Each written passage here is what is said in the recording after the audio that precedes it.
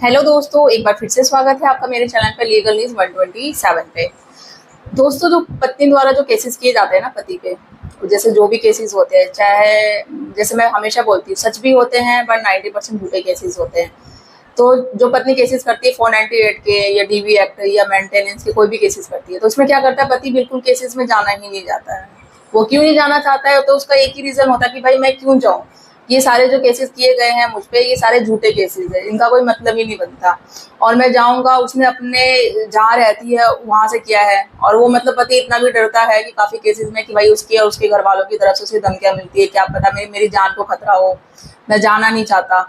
But मजबूरी है, कोई ऑप्शन नहीं होता, जाना पड़ता है फिर भी।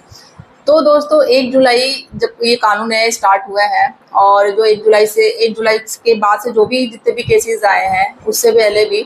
मतलब ऐसा है कि मतलब कानून जो लागू हुए हैं, नए सेक्शन लागू हुए हैं, उसमें आपको किसी भी केस में जाने की जरूरत नहीं पड़ेगी। और करना क्या पड़ेगा आपको, वो मैं वीडियो में आपको डिटेल्स में बताऊंगी। वीडियो में एंड तक बने रहिएगा, जब भी आपको सारी डिटेल पता रहेगी, क्योंकि आप आधी अधूरी जानकारी लेंगे इससे कोई बेनिफिट नहीं मिलेगा आपको। और हाँ, आप मेरे चैनल पर नए हैं तो चैनल को सब्सक्राइब करना, लाइक करना, शेयर करना बिल्कुल मत भूलिए, ताकि और भी लोगों तक मेरी वीडियो जा सके और उन्हें भी बेनिफिट मिल सके। तो चलिए चलते हैं अपनी वीडियो की ओर, टॉपिक की ओर, बिना वक्त जाया किए हुए। तो दोस्तों, होता क्या है ना, जैसे पत्नी मोस्टली जो केसेस करती है, जो करती 498 का आपका डीवीएट कर दिया या मेंटेनेंस के लिए कर दिया, ठीक है। तो पति का होता है भाई ये तो सारे झूठे केसेस है, ये किया नहीं है, मुझे मेरी फैमिली को फंसाया जा रहा है सिर्फ किस लिए, मुझे परेशान करने के लिए, पैसे लेने के लिए, उस चीज के लिए। तो मोस्टली जो पति होते हैं कि भाई अब डेली ये सारे केसेस होते हैं, अलग अलग, सबकी अलग अलग डेट लगती है, तो पॉसिबल है नहीं। किसी के साथ मेडिकल कोई कंडीशन होती है, कोई इमरजेंसी हो गई, या मतलब कोई जॉब कर रहा है तो बार बार छुट्टी भी नहीं ले सकता, क्यों बार बार छुट्टी लेंगे भाई तो या जॉब भी जा सकती है, तो काफी सारे रीजन होते हैं। अब इसमें भाई सारे परेशान होते हैं। तो इस सब चीज को देखिए, जो कि 1 जुलाई के बाद से कानून स्टार्ट हुआ है ना, उसमें जैसे मैं आपको बताऊं, पहला भी एक ऐसा कानून था सीआरपीसी के तहत 205 का था, सेक्शन 205। तो उसमें आप हाजिरी माफी कर सकते थे एक एप्लीकेशन लगा के कोर्ट में। और ये किस में होता था, आपका जो भी डीवी एक्ट हो गया ना, या आपका डीवी एक्ट 498 के सारे केसेस हो गए, तो उसमें ये आपको एक दिन की अगर आपने मांग ली, या कोई मेडिकल ही हो गई, या परमानेंट कोई मेडिकल हो गई, तो उसमें आपको माफ कर दिया जाता था, हाजिरी आने की जरूरत नहीं पड़ती थी। उसके आपके बिहाफ पे आपका वकील खड़ा हो जाता था, प्रेजेंट होके केसेस लड़ सकते थे, ठीक है। बट ये होता किस वजह से, डीवीए 498 जो ऐसे केसेस हो गए। अगर पत्नी ने एफआईआर कर रखी है, कोई क्रिमिनल केसेस आप पे कर रखी है, तो भाई उस पे नहीं, उस पे हाजिरी माफी कोई भी नहीं है, उस पे तो आपको जाना पड़ेगा ही पड़ेगा, उसमें कोई ऐसा लो नहीं कि नहीं हो गए। बट जैसे मैंने बताया 1 जनवरी के बाद लागू हुए हैं कानून लागू, जिसमें कोई भी केसेस हो, चाहे एफआईआर हो, कोई क्रिमिनल केस आप पे हो, 498 हो,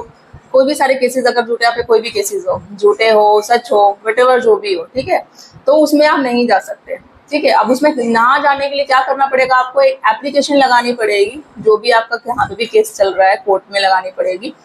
ठीक है। उसमें आपको रीजन देना पड़ेगा, और रीजन के साथ आपको प्रूफ भी देना पड़ेगा। फॉर एग्जाम्पल, अगर आपकी मेडिकल कंडीशन अच्छी नहीं है,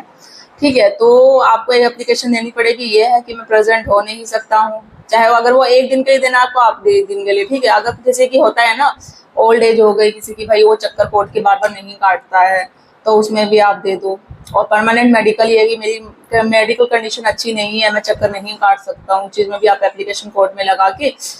डॉक्टर के मेडिकल्स वगैरह होंगे, आप वो प्रूव कर दो, ठीक है। और एक रीजन ये भी होता है कि भाई हम बार बार जॉब से छुट्टी लेके जाते हैं, जॉब भी हमारी छूट सकती है, तो हम केस कैसे लड़ेंगे, क्या है, ऐसे अलाउ नहीं करता हमारे जो भी वर्किंग होते हैं। तो इस कंडीशन में भी आप एप्लीकेशन लगा सकते हो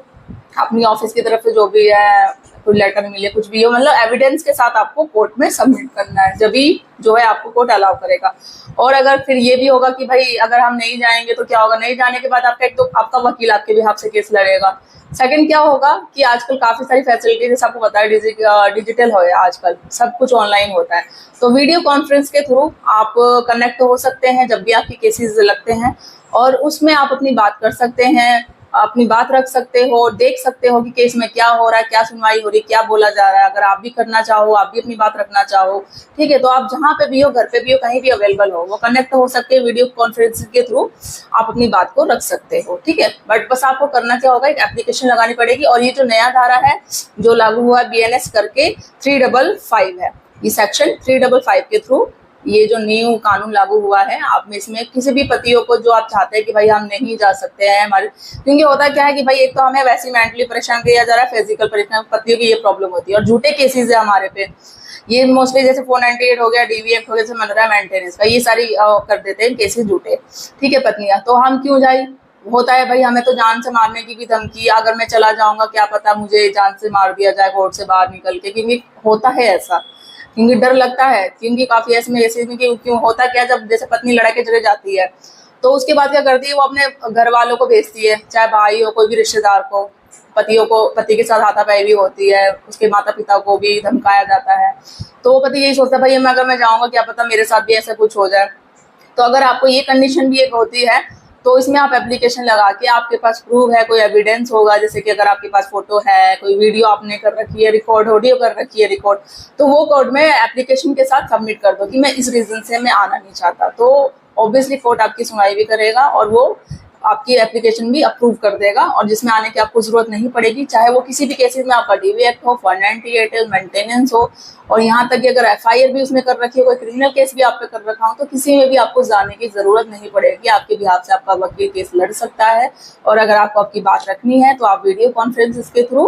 आप अपनी बात रख सकते हो, देख सकते हो क्या कानून चल रहा है, क्या मेरे केस में कार्रवाई हो रही है, क्या सुन रहा है। अगर आप कुछ बोलना चाहो तो भी बोल सकते हो, क्योंकि आजकल ऐसी फैसिलिटी आप घर बैठे सारी चीजें कर सकते हो। हाँ, अगर आप जाना चाहते हो वो एक बात अलग है, पर मोस्टली क्या होता है जो हमारे पास जैसे केसेस आते हैं या मेरे पास कमेंट्स वगैरह भी आते हैं कि मैम एक तो झूठे केसेस है, हम जाएं कैसे, मतलब एक तो टाइम वेस्ट हो गया हमारा, पैसा मनी अलग वेस्ट होता है,